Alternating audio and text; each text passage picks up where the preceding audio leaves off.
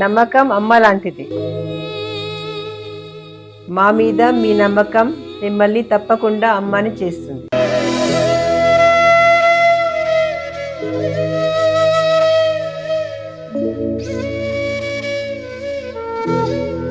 నేడు ఎంతో మంది మా మీద నమ్మకంతో అమ్మాయారు.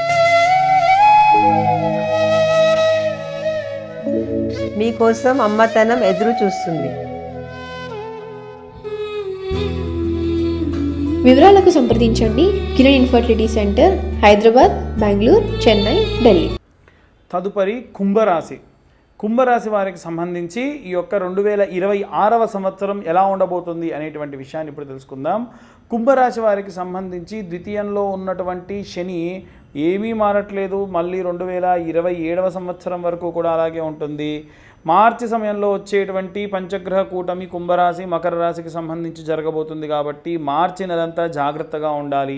దూర ప్రాంతాలు ప్రయాణం చేయొద్దు, వేగంగా కార్లు నడపొద్దు, పంచభూతాలకి దూరంగా ఉండండి. పంచభూతాలతో ప్రయోగాలు ఆటలాడుతూ ఉంటారు కొంతమంది. అగ్నితో ఆటలాడటము, లేకుంటే ఏదైనా సరే గ్యాస్ బెలూన్స్ అన్నీ కూడా పెట్టడము, లైటర్స్తోనే ఆడడము, ఇలాంటివి చాలామంది చేస్తూ ఉంటారు.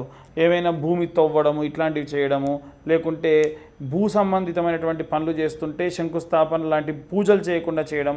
ఏం చేసినా పంచభూతాలతో ప్రయోగాత్మకమైన పనులు ఏం చేసినా ఎఫెక్ట్ మాత్రం చాలా గట్టిగా వస్తుంది. కాబట్టి ఎట్టి పరిస్థితుల్లో చాలా జాగ్రత్తగా ఉండండి. అలాగే ఈ రాశిలో ఉన్నటువంటి వారికి గురుగ్రహ సంబంధితమైనటువంటి విషయాల్లో, అంటే మనకు గురు అనేటువంటి వాడు ఏంటంటే 1వ, 4వ, అలాగే 7, 10వ స్థానాల్లో సంచారం చేసినప్పుడు యోగిస్తుంది. అందులో భాగంగా ఈ యొక్క కుంభరాశి వారికి ఈ ద్వితీయార్థంలో, అంటే ఆల్మోస్ట్ జూన్, జూలై ప్రాంతానికి వచ్చేసరికి గురువు కర్కాటకం నుండి సింహంలోకి ప్రవేశిస్తూ ఉన్నాడు.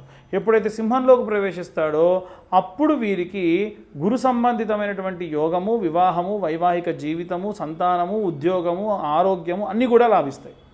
ఇవే కాకుండా వీరికి విశేషంగా ఒకవేళ ఈ యొక్క కుంభరాశి వారికి 4వ స్థానంలోకి కుజుడు సంచారం చేసిన, అంటే వృషభ రాశిలోకి కుజుడు సంచారం చేసిన, లేదు ఒకవేళ లగ్నంలోకి బుధుడు వచ్చిన, లగ్నం నుంచి 4వ స్థానంలోకి కూడా బుధుడు సంచారం చేసిన, ఖచ్చితంగా అవన్నీ కూడా పంచమహాపురుష యోగంలో భాగంగా యోగిస్తాయి.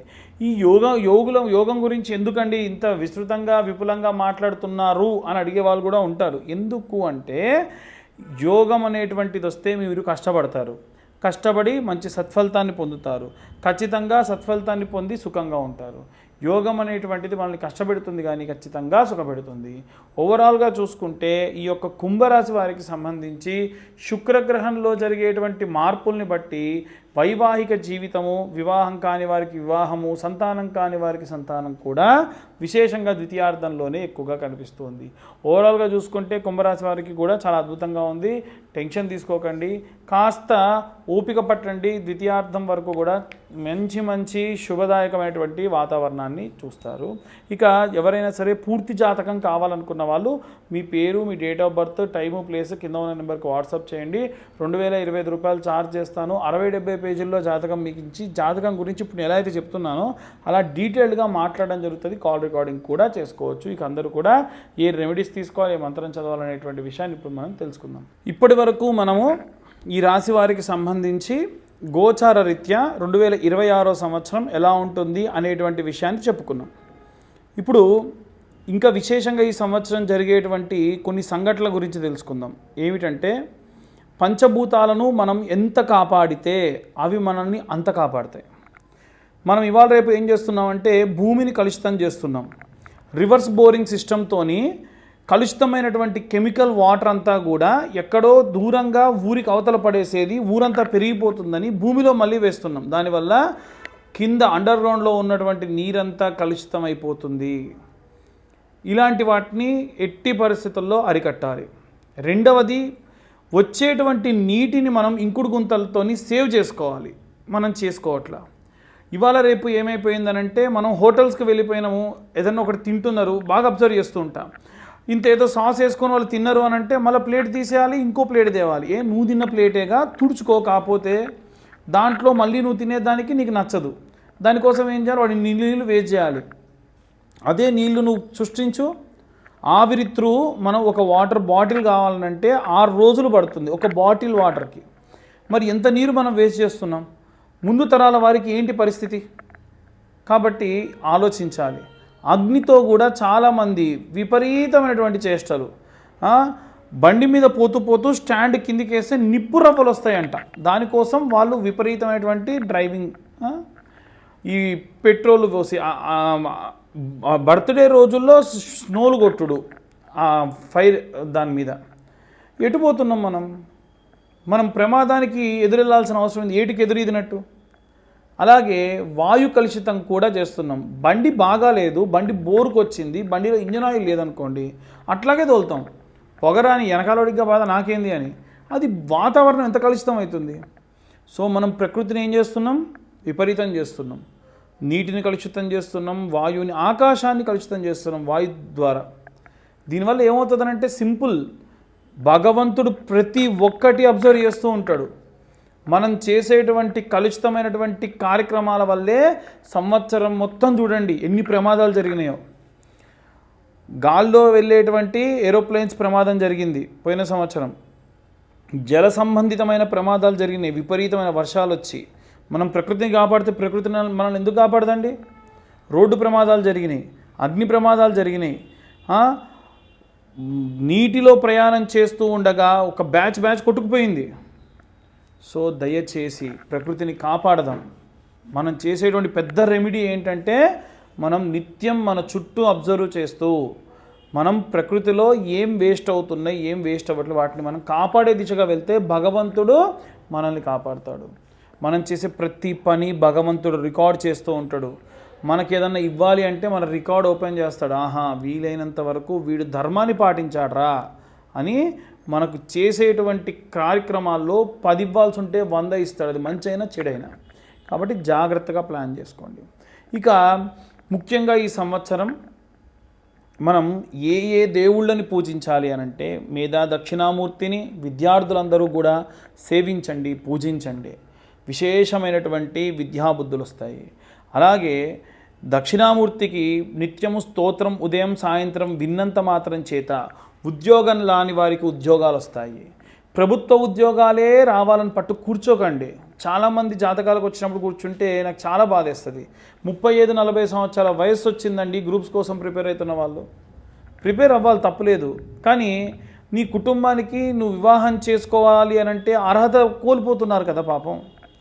ఇదే కాదు, ఇంకా చాలామంది ఉన్నారు, నాకు ఫలానా అమ్మాయే కావాలి, ఫలానా ఎత్తు, ఫలానా ఒడ్డు, ఫలానా పొడుగు కావాలని చెప్పి, లేదా ఎవరినో ప్రేమించి వివాహం చేసుకోకుండా అలాగే ఉండిపోయి కుటుంబ సభ్యులు నా దగ్గరకు వచ్చి ఒక తల్లి ఏం చెప్పింది, నా ఇంట దీపం పెట్టాలయ్యా, నేను చచ్చిన తర్వాతకి నా ఇంట్లో దీపం పెట్టే దిక్కు లేదు, నా కొడుకు పెళ్లి చేయి స్వామి, నీకు ఎంత డబ్బుగా అంత ఇస్తా అంటే మనస్సు వికలితం అయిపోయింది నాకు.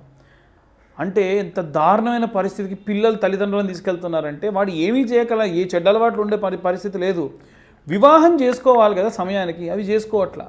అలాంటి వాళ్ళ కోసం ప్రతి నెల ఆఖరి మంగళవారం నాడు వర కన్యా పాశుపత హోమాలు చేస్తున్నా. కేవలం నేను హోమాలు మాత్రమే చేసి వాళ్ళని పంపించట్లా.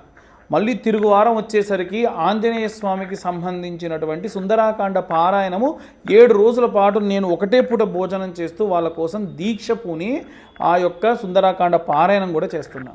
నాకేం అవసరం అనంటే అందరూ బాగుండాలి, అందులో నేనుండాలి అనేటువంటిది నా ఉద్దేశం. కాబట్టి అందరూ కూడా ఎవరైనా సరే దయచేసి వివాహం చేసుకోకుండా తల్లిదండ్రులని ఇబ్బంది పెట్టకండి, బాధ పెట్టకండి. ఉన్నవారిలో వచ్చిన సంబంధాల్లో మంచి సంబంధాన్ని వెతుకుతూ ముందుకు వెళ్తే చాలా మంచిది. ఇక ఉద్యోగ సంబంధితమైనటువంటి విషయాల్లో కూడా విపరీతమైనటువంటి స్ట్రెస్ తీసుకొని 2-3 ఉద్యోగాలు చేస్తూ పొద్దున సాయంత్రం చేస్తున్న వాళ్ళు ఉన్నారు. అంతగా విరగబడి కష్టపడిపోయి ఆరోగ్యం మీదికి తెచ్చుకొని చిన్న వయసులో మీకు షుగర్లు బీపీలు తెచ్చుకోకండి. చాలా జాగ్రత్తగా మీ ఆరోగ్యాన్ని కాపాడుకోండి. మీ తల్లిదండ్రులందరినీ కూడా చాలా బాగా చూసుకోండి. ఎట్టి పరిస్థితుల్లో ఎంత పెద్ద గొడవలు వచ్చినా తల్లిదండ్రులను తీసుకెళ్ళిపోయి ఓల్డేజ్ హోముల్లో పెట్టకండి. మీకు అంత సమస్య అయితే మీ ఇంటి పైనో మీ ఇంటి పక్కనో ఇంకొక పోర్షన్ తీసుకొని నిత్యం వాళ్ళని అబ్జర్వ్ చేస్తూ ఉండండి. ఎంతో కొంత వారికి కాస్త మనసుకు ప్రశాంతతనివ్వండి. ఇక విశేషంగా జాతక సంబంధిత విషయాల్లో చాలామంది కేవలం మా యొక్క పేరు చెబుతామండి, పేరు ద్వారా చెప్పండి అంటారు. పేరు ద్వారా చెప్పలేను, కానీ మీకు సంబంధించిన ఏదైనా ఒక విషయం ఉంటే, ఆ విషయం గురించి ఇబ్బంది ఉంటే కనుక చెప్తాను. దానికి కేవలం 504 రూపాయలు ఛార్జ్ చేస్తాను. అది కూడా వీలైనంత వరకు కూడా నేను ఒక డేట్ అనౌన్స్మెంట్ ఇస్తాను. ఈ సంవత్సరంలో ఈ తర్వాత నుంచి వచ్చేటువంటి ప్రతి నెల ఈ నెల నేను పలానా తారీఖు నాడు ఫ్రీగా ఉంటా, ఆ సమయంలో కాల్ చేయండి. వీలైతే నేను ఏం చేస్తానంటే ఒక లైవ్ కండక్ట్ చేస్తాను. ఆ లైవ్లో మాట్లాడితే మీకు రెమెడీస్ కూడా ఎలా తీసుకోవాలనేటువంటి చెప్తా. ముందుగా ఏమవుతుందనంటే మాకు సంబంధించిన వ్యక్తి మీతో మాట్లాడి నాతో మాట్లాడడానికి గాను టైం స్లాట్, అంటే మీరు లైన్లోనే ఉంటే నాకు కాల్ కనెక్ట్ చేస్తారు. ఈ విధంగా చేసుకోండి. ఎట్టి పరిస్థితుల్లో ఎవరు కూడా తొందరపడి గుడ్డిగా ఎవరిని పడితే వారిని నమ్మి డబ్బుని అలాగే ఎంతో ఐశ్వర్యాన్ని కోల్పోకుండా ఉండండి.